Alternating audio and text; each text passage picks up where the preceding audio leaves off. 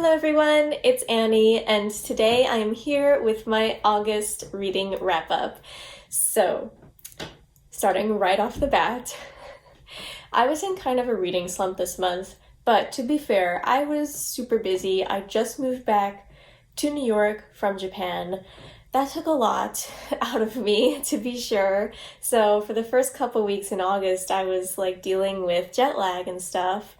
And then I had to get my vaccines all in order. And then I went on a trip to a bunch of national parks around the country with my family. So I was quite busy in August, and I have a vlog of that trip actually going up very soon that you will see. So let's start with my one and only 5-star book. I only had one 5-star book, that's right, but I only read 11 books this month, which, if you've watched my other wrap-ups, is pretty low for me. But it's not low, I'm just weird. So my only 5-star book this month was the group book for the Avatar: The Last Airbender Readathon, The Rise of Kyoshi.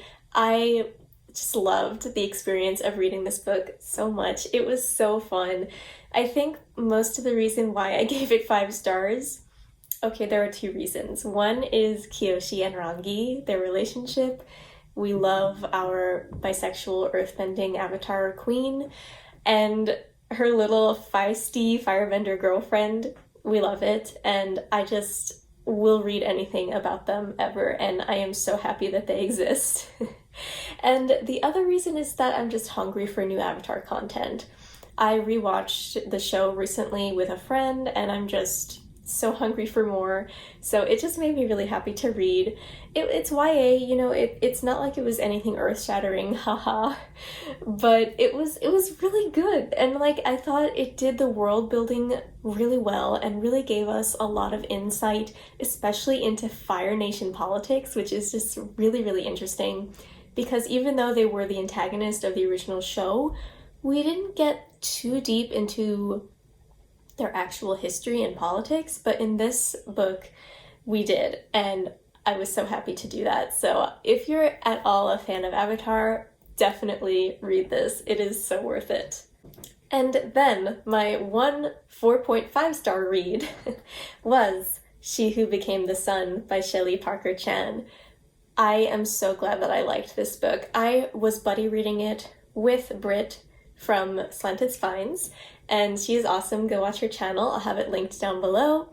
But I absolutely adored this book. This book is also sapphic, kind of gender nonconforming. I've seen people call it genderqueer, or I don't know, but it was so good.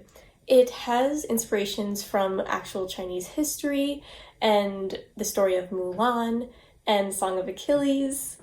So of course I love it. It's so good. It is about this peasant girl whose family and brother die of starvation, and she has the ability to see ghosts, which is kind of the only fantastical element in the story. This is billed as a fantasy book, but it is much more historical than it is fantasy, which is probably the reason that I liked it so much, because I like historical fiction better than I like fantasy usually. This is not a high fantasy book. There is not that much fantasy in it. I loved that, I preferred it, but just keep that in mind before you pick it up. But anyway, she takes her brother's identity and becomes a monk, and she basically lives her life as a man, and she marries a woman, and she rises in the ranks and becomes this great commander of an army, and oh my god, it is amazing. It's not 5 stars for me because there was a lot of military strategy and planning in there, and I just felt like it was hard to follow sometimes, but that's kind of my own problem. I always find that is hard to follow in books. So if you're interested in a really, really good historical fantasy set in China with amazing characters, I have to just highlight these characters. The main character and the main antagonist, I guess you could call him, he is a eunuch, and their characters are such perfect foils of each other. It is so good, so well crafted. Shelley Parker Chan is an amazing author, so definitely highly recommend this book. And then I read 4 4-star books First is A Winter's Promise, which I read for the Avatar: The Last Airbender Readathon, and I really liked it. I was actually quite surprised. I will have a reading vlog coming out where I share all my thoughts on this in full detail, so definitely check that out. But all I want to say is that it was really an interesting magic system, and I really liked it despite the romance being at the center of it. And that is high praise coming from me because I don't like romance. So definitely, I highly recommend this if you're looking for a really Ghibli-esque fantasy novel that has a really unique concept. I really enjoyed it. And then the next 4-star book is the sequel to Rise of Kyoshi, The Shadow of Kyoshi. Yeah, this was only 4 stars compared to the 5-star first one.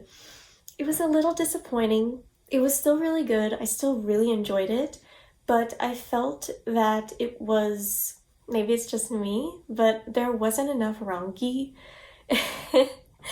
There was a weird scene kind of towards the end, I don't think it's a spoiler, where like they just all leave Rangi behind, and then she like comes back right at the end and like she doesn't have any problem with it at all, which is kind of out of character for her. So that felt a little strange. But again, I really loved all the Fire Nation politics going on in this book, especially because it's set mostly on the Fire Islands, and I really liked it. I wish we had more books about Kyoshi, I really do. But yeah, this one was just weaker overall in terms of having plot, and like things happened, but it just wasn't as good. I don't know how to explain it, but you know, it's a sequel, so maybe that's to be expected. But definitely, I know if you read the first one, you're gonna want to read the second one too. And then the next 4-star read is The Housekeeper and the Professor by Yoko Ogawa. I read The Memory Police by Yoko Ogawa, and I loved it. I gave it 5 stars. This is really, really good. If you're into Japanese fiction at all, absolutely check this out. It is really, really good. It just wasn't my preferred genre or type of story, and it was very short, and I just wish there was more of it. That's why it's not a 5. But it was about a professor, a mathematics professor, who needs to have a housekeeper come and basically take care of him and his house because he has a memory problem where his memory only lasts 80 minutes. And the book explores this old man's growing relationship with this housekeeper and her son. Not relationship, just like their friendship. And it was really good, and it's just a really good exploration of humanity and caring about others, and it was really sentimental and just beautiful. And again, definitely check this out if you're looking for a good translated Japanese fiction work.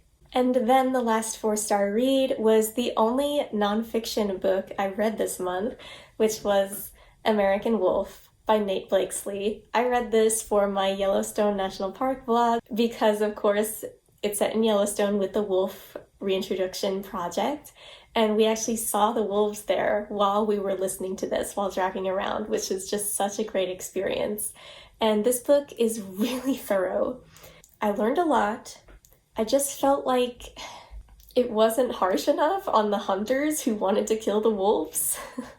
Like, it talks about this guy who killed a famous wolf who was beloved by all these people who watched the wolves in Yellowstone, and he killed her legally. Honestly, I think that he should be shot and hung on a wall, see how he likes it. The book was not as harsh as I wanted them to be on it, but I guess it's to appeal to a wide range of readers, so I'm sure that makes sense from a publishing viewpoint. But I really liked it. I learned so much about the wolf reintroduction in Yellowstone. If you're at all interested in books about animals or the environment, definitely check this one out. I just realized I filmed this backwards. I was supposed to start with the lowest rated ones. That's okay, you guys will keep watching, right? So the last ones are all 3 stars. There were no 2 or 1-star books here this month, so that's really good. And the first 3-star book I want to talk about is The Girl Who Drank the Moon. I'm kind of disappointed because I really wanted to love this and give it 5 stars like everyone else. I don't know, it was confusing. For a middle grade book, it was confusing. Like, I was confused in most of the middle of it. Like, what was happening? Where were they? It was... But the concept itself was really interesting. I really loved some of the characters. This was the first book I read this month, so I do not remember much of it. I'm saying it right now. I buddy read this with Novel Serendipity, and she also agrees with me that it was about a 3. It just wasn't what we were hoping for. It kind of fell short because it had such high expectations, and it fell short of them. But it was all in all, you know, a good fantasy middle grade. But if you're looking for something spectacular, I wouldn't recommend it, but it was fun. It was good. And then, because I liked A Winter's Promise so much, I read the second one, The Missing of Claire de Lune. And I'm not going to continue this series after this. This book was way too long. It really suffered from being too long. It just had a lot of boring parts. While I was listening to it, I was like, okay, can we just move on and make the plot happen so that I can get on with my life? That's how I felt about it. I still love the main character so much. She is a really unique female main character in YA fantasy. I think she has a really unique personality, and I do like the love interest. I think he's also kind of unique, and their dynamic is very interesting to read about. But the central mystery that was going on about all the people missing in this place where she was just not interesting to me enough to make me want to read on with the series, unfortunately. And then I read Twelfth Night by Shakespeare. This is my one Shakespeare play that I have read this year. I try to read one a year. Good goal, I guess. I don't know. I wish I liked this more because this is one that I had hyped up for myself, and it just, I don't know what I was expecting. I mean, it was interesting. It was actually much easier to read than I thought it would be. Like, Shakespeare isn't that difficult, but I remember while being in school having some trouble with it. But this, I understood most of what was going on without using SparkNotes, so that is a plus, definitely. But I just felt like, I don't know, it was just something about it just wasn't grabbing me like I thought it would. It is about these twins who are on a shipwreck. They're victims of a shipwreck, and they're separated. And one of them, the girl, dresses up as a guy to work for this, like, duke or something. I don't know. He's like a nobleman, and she falls in love with him, but he's in love with this girl, princess person who doesn't want anything to do with him. So that's kind of funny. But then, so there's like the drama there, because the guy thinks that she's a guy, but she isn't. So I don't know. It was just kind of complicated and not exactly what I thought it was going to be. I don't know what I thought it was going to be. But I think I will probably like other Shakespeare more, because this is a comedy. And I know this about myself. I don't really like his comedies that much. I like his tragedies much more. So I think the next one I'll go for will be a tragedy, and hopefully I'll like that one much better. And the last two I read for my vlog, My Sister Chooses My TBR. The first one is Children of Blood and Bone. I really wanted to like this, but I knew going into it, I knew, like, I just wasn't gonna like it. I knew it, but I lied to myself and I said, you know, Annie, you're gonna like this, but I didn't, because of the romance. The romances were awful. They just ruined the story for me. I have all my thoughts in detail in the vlog, but if you like YA fantasies with romance, then you'll probably love this like most other people. I just really wish I could love it, because the magic system and the setting were all really, really interesting about these mages or magi, whatever they're called, I don't remember, who are oppressed and they can't use their magic because of the ruling family of this place where they live, Orisha. And this girl, Zelly, is the chosen one, and she's going to bring magic back. And that is such an interesting thing. And the magic is like elemental and has some really interesting, unique nuances to it. But the romance, I could not look past it. It was so bad. Both relationships were really bad, and just every time they were on the page, I wished they weren't, and I would skip ahead. So that really took away from my enjoyment, unfortunately. But what can you do? And then the last book is Semiosis by Sue Burke. I liked this book. I gave it a 3. Maybe it's a 3.5. I don't know. I liked it, but it was so long. It's not that I don't like long books. I know that that's how it must seem if you're only watching this video, but it was just so long, especially in the beginning. It was very slow going, really slow build. It's about these people who colonize another planet from Earth, and basically it goes into 7, I think, successive generations of their society, and it is such a huge undertaking by Sue Burke. I really admire that, but it was just, I wish that it had been condensed. Some of the generational stories were really compelling and exciting. Some of them weren't, or they were, but only towards the end, and the beginning was so slow that it made me not want to continue. And I just wish it was more balanced. A more balanced story would be great. But the general premise it has is that the plants on this new planet are sentient, and the humans have to kind of work together with them or learn how to deal with them. It's so interesting. There's first contact with aliens involved, not including the plants. And it's a really, really creative sci-fi book. So if you're looking for a really different sci-fi, I definitely recommend this. Alright guys, and that is it for my August wrap-up. Quite short compared to my other ones, I know. So hopefully next month I'll have a better reading month. But I hope you enjoyed this video. Let me know down in the comments all your opinions about these books that I talked about. I'd love to hear about them and talk to you. So thank you so much for watching. I hope you enjoyed. If you did, please like this video and subscribe. It really helps me. And I'll see you next time. Bye! Thank